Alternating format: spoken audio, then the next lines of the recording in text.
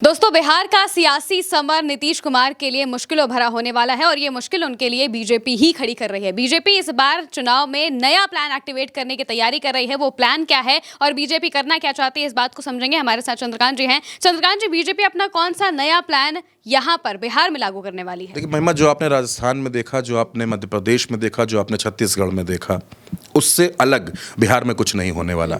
जो आपने महाराष्ट्र में देखा, जो आपने हरियाणा में देखा, उससे अलग बिहार में कुछ नहीं होने वाला। अब मैं आपको एक एक करके बताता हूं जिस प्लान की आप बात कर रही हैं। दरअसल बिहार में भारतीय जनता पार्टी अपने दिग्गज नेताओं को विधानसभा का चुनाव लड़ाने जा रही है। अब आपके मन में यह सवाल होगा कि क्यों, आखिर इसकी क्या जरूरत पड़ गई? 243 सीटों वाला राज्य है, सब कुछ इतना ठीक चल रहा है, जब डंका बज ही रहा है तो फिर यह प्रयोग क्यों किया जा रहा है?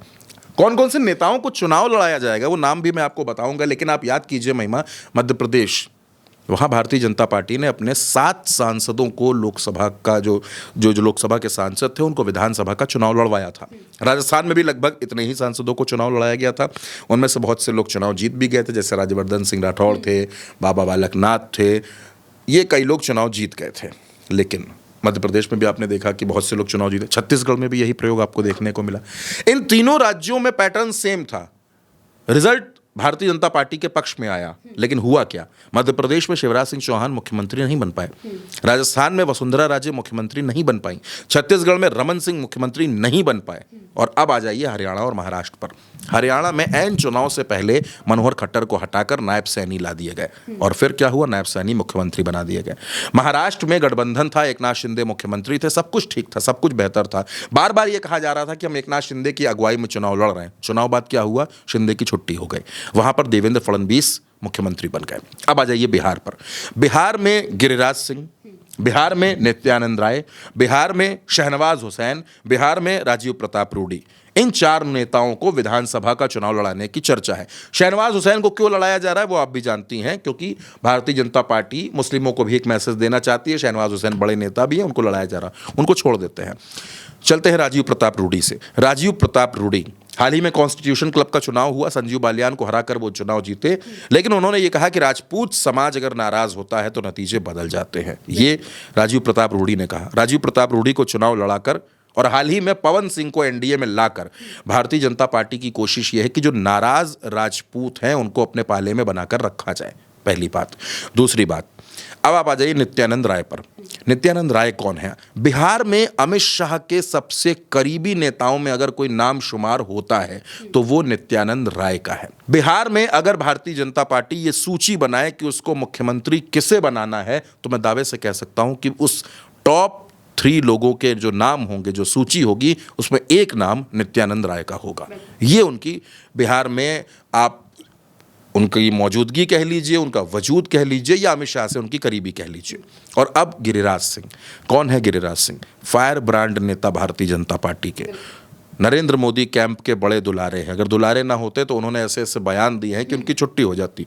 लेकिन गिरिराज सिंह को भारतीय जनता पार्टी हमेशा एक हिंदूवादी नेता के तौर पर, एक फायर ब्रांड चेहरे के तौर पर बिहार में प्रोजेक्ट करती रहती है। ये सब विधानसभा का चुनाव लड़ने जा रहे हैं।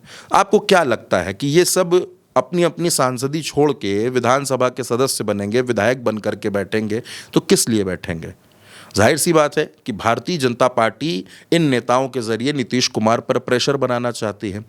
आप अगर बिहार में तमाम पत्रकारों से जो जमीन पर काम कर रहे हैं, मैं हवा हवाई पत्रकारों की बात नहीं कर रहा हूं, जो जमीन पर काम कर रहे हैं, उनसे अगर आप पूछेंगी तो नीतीश कुमार गिरिराज सिंह को बिल्कुल पसंद नहीं करते, क्योंकि गिरिराज सिंह ने ऐसे ऐसे बयान दिए हैं नीतीश कुमार पर, वो उनको पसंद नहीं करेंगे। नित्यानंद राय को लेकर नीतीश कुमार सीधे सीधे सोचते हैं कि भारतीय जनता पार्टी इनको मुख्यमंत्री बनाने की मंशा पालती है, नहीं पसंद करते नीतीश कुमार। नीतीश कुमार क्यों शहनवाज हुसैन को पसंद करेंगे कि एक ऐसा नेता जो उनके ही मुस्लिम वोट बैंक में आकर सेंधमारी करे? तो ये वो चारों चेहरे हैं जिनको भारतीय जनता पार्टी विधानसभा का चुनाव लड़ा सकती है। मैं ये नहीं कह रहा कि विधानसभा चुनाव का उनको टिकट दे दिया गया है, सीट बता दी गई है, ऐसा नहीं है। लेकिन ये लोग चुनाव लड़ सकते हैं, इस बात की पूरी चर्चा बिहार में चल रही है, जिस पर हम और आप भी चर्चा कर रहे हैं। तो मैंने आपको शुरुआत में बताया कि जो फॉर्मूला था महिमा, राजस्थान, मध्य प्रदेश, छत्तीसगढ़, क्योंकि आप भी इन तमाम खबरों को देखती रही, आपका भी इनसे साबका पड़ता रहा है, महाराष्ट्र और हरियाणा के चुनाव को भी आपने कवर किया, तो आप जब आप उस पैटर्न को देखेंगी तो आपके ही सवाल का जवाब आपको आपके सवाल में ही मिल जाएगा। जो जो मैंने बताया कि जो इन राज्यों में हुआ है उससे इतर बिहार में कुछ नहीं होगा। दूसरी बात आप देखिए, बिहार में आप देख रही हैं, आपने लगातार इस पर वीडियो भी किए हैं, उल्टा चश्मा यूसी के दर्शकों ने उनको देखा भी है, जो सर्वे सामने आए हैं, चाहे मैं वोट वाइप की बात कर लूं, मैं लोकपोल की बात कर लूं, मैं सी वोटर की बात कर लूं, लोकप्रियता के मामले में तेजस्वी यादव से बहुत पीछे नीतीश कुमार नजर आते हैं। क्या जो सर्वे महिमा ने देखा, जो सर्वे तमाम पत्रकारों ने देखा, क्या वो सर्वे नीतीश कुमार ने नहीं देखा? क्या वो सर्वे भारतीय जनता पार्टी के नेताओं ने नहीं देखा? और अभी तो ऐसे सर्वे बहुत आएंगे, महिमा सामने आएंगे।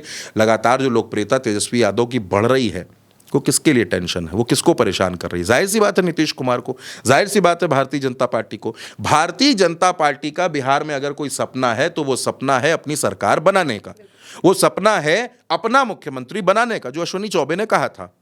और उसी वजह से ये नया प्रयोग बिहार की धरती पर किया जा रहा है।